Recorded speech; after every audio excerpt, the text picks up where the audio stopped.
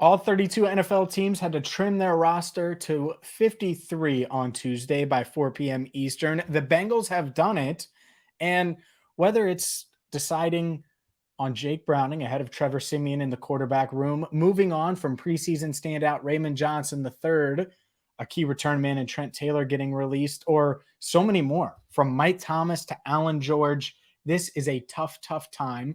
Plenty of tough decisions from a Bengals roster that is as talented as, well, I can remember. And I'm the guy that wrote this coming out on September 12th. Let's get Bengals head coach Zac Taylor's perspective on cut down day, the difficult decisions they had to make, and more.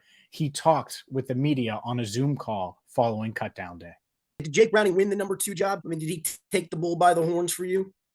Yeah, I thought Jake did a good job. I thought both those guys really gave us what we wanted there that last 2 weeks. But Jake was deserving of that opportunity, so he's the number 2 quarterback, and feel confident with where he ended training camp at. Would you kick the tires elsewhere for a number 3 at this point? We'll give it 24 hours to see how it all shakes out at the quarterback spot. That being said, does that include potentially finding somebody who could come in and be the number 2, or are you said Jake be the number 2 no matter what happens over the next 24 hours? I feel really good about Jake being the number 2. Zach, Stanley Morgan obviously has been a big part of your guys' team, special teams for him. Is there a thought or plans of trying to maybe bring him back as part of another IR return, or is this just a really tough cut that you had to do in special teams room? Yeah, it was a tough conversation, certainly. He's been a part of 4 years worth of teams here and been a part of a lot of the ups and downs. So difficult conversation when you're dealing with guys like that. Certainly appreciate Stanley and I love Stanley. And again, we'll continue to see how things shake out these next couple of days. Kind of the same thing with Mike Thomas. Zach, he has said he'd be interested in coming back to the squad. Anything there? Would he be an option there? Similar. I mean, those are 2 guys that, of course, have been very valuable to us for a lot of different reasons, and 2 of the harder conversations certainly today. From a health Injury standpoint, wise, yeah. Go ahead, Charlie, and then I'll get you James. Go ahead, Charlie. Are there any, kind of the in-season IR? Are there any guys that might be going on to that, or have you avoided with, where you're at from a health standpoint, needing to put anyone on that short-term IR? Yeah, we'll see. No decisions have been made today on any of that. Along those lines, how is Joseph Osai doing after the other night?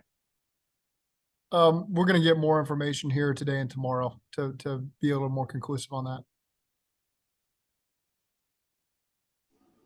You mentioned that there were some decisions that kind of came down to the wire over the last few days. What are these few days that lead up to cut down day like for you guys in terms of those decisions, but also in terms of the conversations that you inevitably have to have?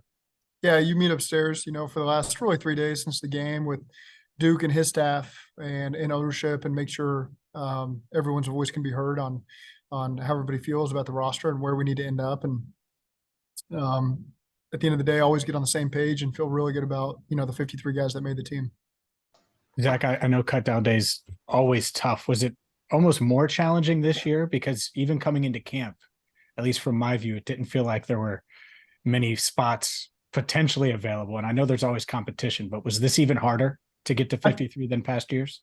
I think it was. I would agree with that. In my 5 years here, I think this is the hardest, and it is the hardest because you have a higher number of quality players that are worthy of being on it, as opposed to, maybe there's years where you have 49 or 50 and you're trying to sort through it, and it can be difficult that way too. But I think this year just I thought our 90-man roster was as strong as it's ever been, and so obviously that leads to more difficult decisions there for the final 53. Does it say about your special teams and the depth of this team that you took 2 veterans and waived them essentially? Sure. I mean, it's you're relying on some younger players at some of those positions. That's the nature of pro football, and you need these young guys to step up. And somebody said earlier, grab the bull by the horns and take ownership of the responsibilities they have now. And so again, we're encouraged with all those young guys. We feel obviously like they can do it. Now they just got to do it once the real season starts here. Lyle Collins still on PUP, but where is he at in your plans for this season? Still weeks out, certainly. So hard for me to predict that right now. I know you said you'll see about whether Burrow practices or not, but given all the time since he had the injury in July, where is he at from a health perspective as we get ready for that season opener in week 1? Health other than the calf, you mean? Well, just how is it? Just yeah, how is he from a health perspective as he gets as y'all get ready for week 1? I think he has a very healthy body, and I'm encouraged by that. Just following up one more on Joe Burrow, is there any connection to his practice availability to what's going on with his contract situation? No. There are still decisions to be made on the practice squad tomorrow, and so much is made of the 53-man roster and the cuts that happened today. How important is it though for specific guys, for you all to get specific guys on your practice squad? And why are those decisions important? Well, twofold. It's really now just an extension. To me, you have a 69-man roster with 21 inactives on game day because you can standard elevate, with the COVID rules that have become permanent rules for us.